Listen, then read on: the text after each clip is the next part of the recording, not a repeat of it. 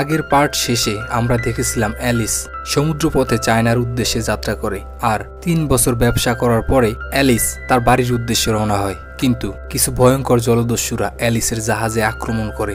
জাহাজের সবাই আত্মসমর্পণ করতে চায়, কিন্তু অ্যালিস সাহসিকতার সাথে জাহাজকে সামনের দিকে এগিয়ে নিতে থাকে। অ্যালিস তার জাহাজ সমুদ্রের ভয়ঙ্কর পাথরের মধ্যে দিয়ে অনেক সাহসিকতার সাথে এগিয়ে নিয়ে যায়, কিন্তু ডাকাতরা তাকে ফলো করতে গিয়ে সবাই ধ্বংস হয়ে যায় আর অ্যালিস সবাইকে নিয়ে নিরাপদে তার বাড়িতে ফিরে আসে। বাড়ি ফিরে অ্যালিস জানতে পারে যে লর্ড স্কট মারা গেছেন আর তার ছেলে হ্যামিশ এখন এই ব্যবসার কর্ণধার। রাত্রিবেলা অ্যালিস আর তার মা হ্যামিশের পার্টিতে যায়। অ্যালিস সেখানে গিয়ে জানতে পারে যে হ্যামিশকে বিয়ে না করার প্রতিশোধ নেওয়ার জন্য কোম্পানিতে অ্যালিসের যে 10% শেয়ার ছিল সেটা হ্যামিশ তার মায়ের কাছ থেকে কিনে নেয়। হ্যামিশ এরকম এক পরিস্থিতি সৃষ্টি করে যে অ্যালিসের বাড়ি ফিরে পেতে হলে তাকে তার বাবার জাহাজ হ্যামিশকে দিয়ে দিতে হবে। অ্যালিস তার মায়ের কর্মকাণ্ডে অনেক রেগে যায়। সে মন খারাপ করে বাগানের দিকে চলে যায়। সেখানে অ্যালিসের সাথে ওন্ডারল্যান্ডের ক্যাটারপিলার অ্যাবসোলামের সাথে দেখা হয়। অ্যালিস অ্যাবসোলামের সাহায্যে একটি আয়নার ভেতর দিয়ে আবারও ওন্ডারল্যান্ড পৌঁছে যায়। অ্যালিস হোয়াইট কুইনের বাসার সামনে ল্যান্ড করে। সেখানে হোয়াইট কুইন সহ বাকি সবাই অ্যালিসকে দেখে অনেক খুশি হয়। তারা অ্যালিসকে জানায় যে হ্যাটার পাগল হয়ে গেছে। আসলে একদিন খেলতে গিয়ে হ্যাটার তার ছোটবেলায় বানানো পার্পল হ্যাটটি খুঁজে পায় আর এটা দেখেই হ্যাটারের তার পরিবারের কথা মনে পড়ে যায়, যাদেরকে জাইবারওয়াকি নৃশংসভাবে হত্যা করেছিল। এরপর থেকে হ্যাটার কারো সাথেই কথা বলে না, সারাদিন বাসায় দরজা বন্ধ করে বসে থাকে আর তাদের বিশ্বাস একমাত্র অ্যালিসই হ্যাটারকে ঠিক করতে পারবে। সবকিছু শুনে অ্যালিস হ্যাটারের সাথে দেখা করে। অ্যালিসকে দেখে হ্যাটার অনেক খুশি হয়। হ্যাটার অ্যালিসকে বলে তার বানানো প্রথম হ্যাট যদি এখন পর্যন্ত সুরক্ষিত থাকতে পারে তাহলে তার পরিবারও নিশ্চয়ই সুরক্ষিত আছে। তাছাড়া ছোটবেলায় তার বাবার সাথে হ্যাটারের ঝগড়া হয় আর আজকে হ্যাটার তার ভুল বুঝতে পারে। সে তার বাবাকে সরি বলতে চায়, কিন্তু কেউ তার কথা বিশ্বাসই করে না যে তার পরিবার এখনো বেঁচে আছে। অ্যালিস যখন তাকে বুঝিয়ে বলে যে তার পরিবার মারা গেছে তাই তাদেরকে ফিরিয়ে আনা সম্ভব না, তখন হ্যাটার অনেক রেগে যায় আর অ্যালিসকে ঘরের বাইরে বের করে দরজা আটকে দেয়। অ্যালিস হোয়াইট কুইনকে সবকিছু খুলে বলে যে হ্যাটারের পরিবারকে ফিরিয়ে আনতে না পারলে কোনোভাবেই হ্যাটারের পাগলামি বন্ধ করা সম্ভব হবে না। এটা শুনে হোয়াইট কুইন অনেক টেনশনে পড়ে যায়। তখন অনেক চিন্তা ভাবনা করে হোয়াইট কুইন অ্যালিসকে বলে হ্যাটারের পরিবারকে ফিরিয়ে আনার একটি রাস্তা আছে, সেটা হলো ক্রোনোস্ফেয়ারের মাধ্যমে টাইম ট্রাভেল করা। অর্থাৎ জাইবারওয়াকি যেই সময় তার পরিবারকে হত্যা করে ঠিক ওই সময়ে গিয়ে জাইবারওয়াকির হাত থেকে তার পরিবারকে বাঁচিয়ে নিতে হবে। আর এই কাজটি তোমাকেই করতে হবে, কারণ আমাদের মধ্যে কেউ যদি অতীতে যাওয়ার পরে তার নিজের সাথে দেখা হয়ে যায় তাহলে সমস্ত দুনিয়া ধ্বংস হয়ে যাবে। যেহেতু তুমি অতীতে ছিলে না তাই তোমাকেই এই কাজটি করতে হবে। হোয়াইট কুইন অ্যালিসকে একটি পুরাতন ঘড়ির ভিতরে টাইম ট্রাভেল করার জন্য পাঠায়, যেখানে অ্যালিসকে টাইম কিপারকে ম্যানেজ করে ক্রোনোস্ফেয়ার নিয়ে অতীতে গিয়ে জাইবারওয়াকির হাত থেকে হ্যাটারের পরিবারকে রক্ষা করতে হবে। অ্যালিস অনেক কষ্টে টাইম কিপারের মহল ক্যাসেল অফ ইটার্নিটিতে প্রবেশ করে। অ্যালিস দেখতে পায় যে ওন্ডারল্যান্ডের সকলের জীবন ঘড়ি ক্যাসেল অফ ইটার্নিটিতে ঝুলতেছিল। টাইম কিপার জীবিত ঘড়িদের মধ্য থেকে একটি ঘড়ি খুলে ফেলে আর সাথে সাথে এক লোকের মৃত্যু হয়ে যায়। আসলে ওন্ডারল্যান্ডের কে কখন জন্ম নিবে, কখন মারা যাবে সবকিছু এই টাইম কিপার কন্ট্রোল করে থাকে। এর মধ্যেই টাইম কিপার টের পেয়ে যায় যে তার মহলে বাইরের কেউ প্রবেশ করেছে। অ্যালিস টাইম কিপারের সামনে এসে ক্রোনোস্ফেয়ারের বিষয়ে খুলে বলে। এটা শুনে টাইম কিপার অনেক রেগে যায়। সে বলে অসম্ভব, আমি কোনো কিছুর বিনিময়ে তোমাকে ক্রোনোস্ফেয়ার দিতে পারি না। তাছাড়া অতীতে গিয়ে কখনোই অতীতকে পরিবর্তন করা সম্ভব না। টাইম কিপার অ্যালিসকে মহল থেকে বাইরে বের করে দেয়। ঠিক তখনই রেড কুইন সেখানে চলে আসে। আসলে রেড কুইনও ক্রোনোস্ফেয়ারের পিছনে পড়েছিল। সে টাইম ট্রাভেল করে তার বোন হোয়াইট কুইনের উপর প্রতিশোধ নিতে চায় আর এই জন্য রেড কুইন টাইম কিপারের সাথে মিথ্যা প্রেমের নাটক করে। কিন্তু টাইম কিপার কোনোভাবেই ক্রোনোস্ফেয়ার দিতে রাজি হয় না, কারণ ক্রোনোস্ফেয়ার দিয়ে দিলে গ্র্যান্ড ক্লক থেমে যাবে আর সমস্ত ওন্ডারল্যান্ড ধ্বংস হয়ে যাবে।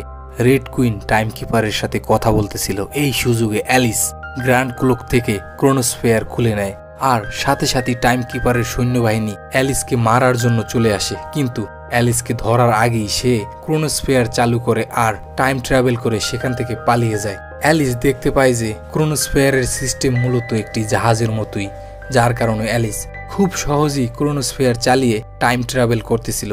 অন্যদিকে ক্রোনোস্ফেয়ার না থাকার কারণে গ্র্যান্ড ক্লক থেমে যেতে থাকে টাইমকিপার তার সৈন্যদেরকে গ্র্যান্ড ক্লক চালু রাখার অর্ডার দিয়ে অ্যালিসকে ধরার জন্য পিছনে লেগে যায়। অ্যালিস জাইবার ওয়াকির হাত থেকে হ্যাটারের পরিবারকে বাঁচানোর জন্য হরেন বেন্ডাস দিনে যাচ্ছিল। ঠিক তখনই টাইমকিপার অ্যালিসের উপর পিছন থেকে আক্রমণ করে, যার কারণে অ্যালিস ভুল করে রেড কুইনের করোনেশনের দিনে পৌঁছে যায়, যেদিন রাজা রেড কুইনকে ওন্ডারল্যান্ডের রানী হিসেবে ঘোষণা করে। এখানে অ্যালিস তরুণ হ্যাটারের দেখা পায়। হ্যাটার অ্যালিসকে মোটেও চিনতে পারে না, কারণ এই সময়টা হ্যাটারের সাথে অ্যালিসের পরিচয়ের অনেক আগের সময় ছিল। এর মধ্যেই করোনেশনের অনুষ্ঠান শুরু হয়ে যায়। অ্যালিস রাজমহলে প্রবেশ করে দেখতে পায় যে হ্যাটারের বাবা রেড কুইনের মাথায় মুকুট পরানোর চেষ্টা করতেছে, কিন্তু রেড কুইনের মাথা বড় হওয়ার কারণে মুকুট কোনোভাবেই তার মাথায় ফিট হচ্ছিল না। এই দৃশ্য দেখে হ্যাটার হেসে দেয়, আর হ্যাটারের হাসি দেখে রেড কুইন অনেক রেগে যায়। হ্যাটারের বাবা অনেক জোর দিয়ে মুকুটটিকে তার মাথায় বসানোর চেষ্টা করে, ফলস্বরূপ মুকুটটি ভেঙে যায়। এটা দেখে মহলে উপস্থিত সবাই হাসিতে ফেটে পড়ে। রেড কুইন রাগের মাথায় সবাইকে অনেক গালিগালাজ করে, আর এটা দেখে রাজা রেড কুইনের বদলে হোয়াইট কুইনকে ওন্ডারল্যান্ডের রানী ঘোষণা করে, কারণ রাজা বুঝতে পারে যে রেড কুইনের রাগ এতটাই বেশি যে সে রানী হওয়ার যোগ্যতা রাখে না। রাজার সিদ্ধান্তে রেড কুইন অনেক রেগে যায় আর সেখান থেকে চলে যায়। হ্যাটারের বাবা মনে করে যে হ্যাটারের হাসির কারণে আজকে এই বিব্রতকর পরিস্থিতির সৃষ্টি হয়েছে, তাই সে হ্যাটারকে অনেক গালমন্দ করে। হ্যাটার তার বাবার কথায় অনেক কষ্ট পায় আর রাগের মাথায় বাড়ি ছেড়ে চলে যায়। অ্যালিস তাকে থামানোর অনেক চেষ্টা করে, কিন্তু হ্যাটার অ্যালিসের কোনো কথাই মানে না আর বাড়ি থেকে চলে যায়। এরপরে অ্যালিস হ্যাটারের বাবা মায়ের কাছে গিয়ে জানতে পারে যে আসলে রেড কুইন প্রথম থেকে এরকম ছিল না। ছোটবেলায় একটি দুর্ঘটনায় তার মাথায় অনেক আঘাত পায়, তাই তার মাথা এরকম বড় হয়ে যায়। অ্যালিস সিদ্ধান্ত নেয় রেড কুইনের দুর্ঘটনার দিনে গিয়ে তাকে দুর্ঘটনার হাত থেকে বাঁচাবে, তাহলেই তার মাথা এরকম অস্বাভাবিক বড় হবে না আর ভবিষ্যতে রেড কুইন কারো উপর অত্যাচার করবে না। অ্যালিস টাইম ট্রাভেল করে ওই দিনে পৌঁছে যায়। সেখানে অ্যালিসের সাথে বাচ্চা হ্যাটারের দেখা হয়। হ্যাটার অ্যালিসকে কাস্টমার মনে করে তার বাবার দোকানে নিয়ে যায়। সেখানে হ্যাটার তার বাবাকে তার বানানো প্রথম হ্যাটটিকে দেখায়।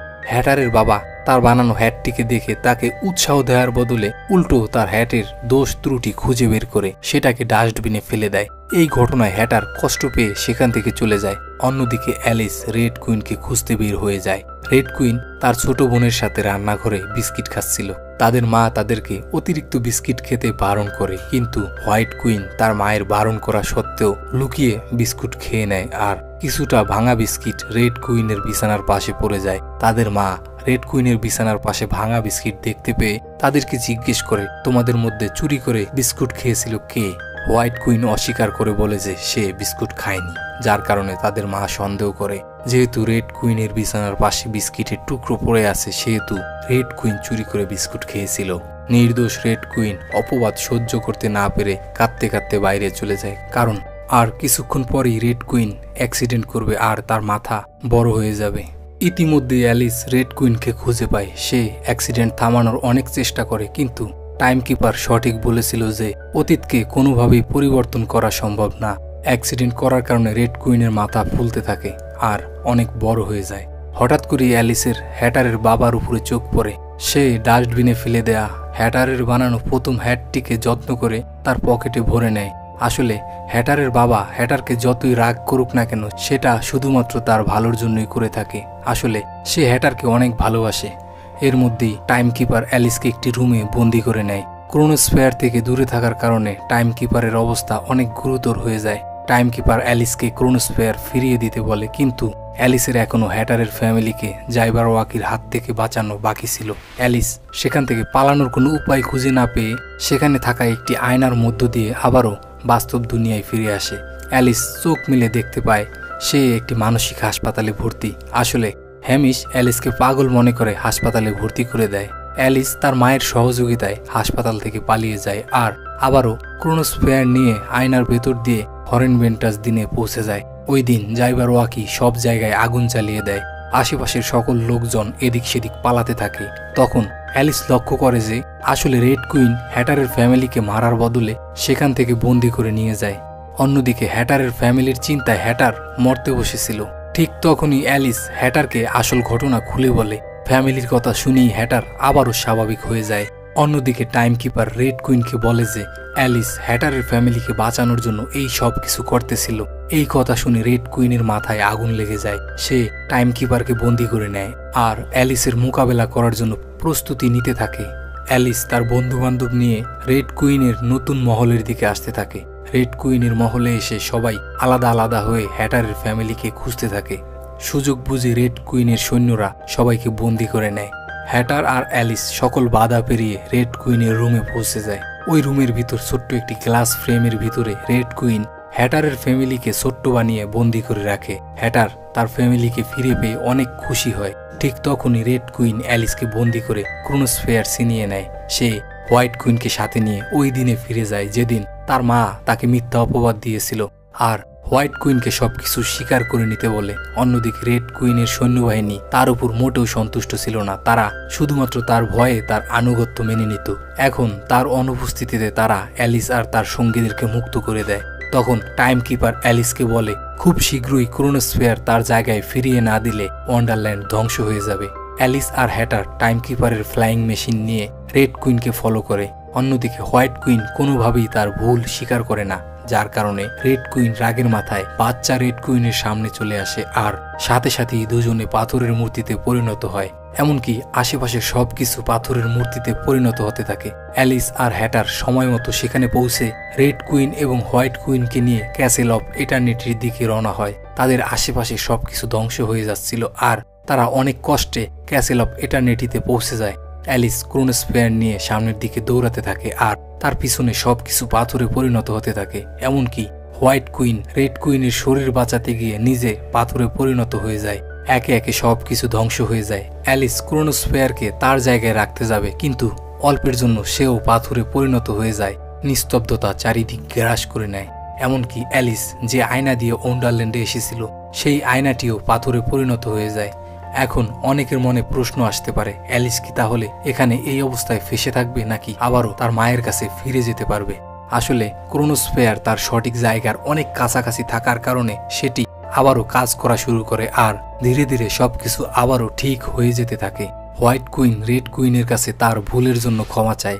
রেড কুইনও হোয়াইট কুইনকে ক্ষমা করে দেয় আর হ্যাটারের পরিবারকে আবারও স্বাভাবিক করে দেয়। এরপর অ্যালিস টাইম কিপারকে ধন্যবাদ জানিয়ে তার বন্ধুদের সাথে দেখা করে আবারও বাস্তব জীবনে ফিরে আসে। এরপর অ্যালিস তার বাবার জাহাজের বিনিময়ে হ্যামিশের কাছ থেকে তাদের ঘর ফিরিয়ে আনে আর সব শেষে দেখা যায় অ্যালিস তার মাকে নিয়ে আবারও বাণিজ্যে যাওয়ার জন্য প্রস্তুতি নিচ্ছে। আর এখানেই এই মুভিটি শেষ হয়। এই ভিডিওটি ভালো লাগলে আমাদের চ্যানেলটি সাবস্ক্রাইব করুন আর লাইক দিয়ে কমেন্ট করে আমাদের পাশে থাকুন।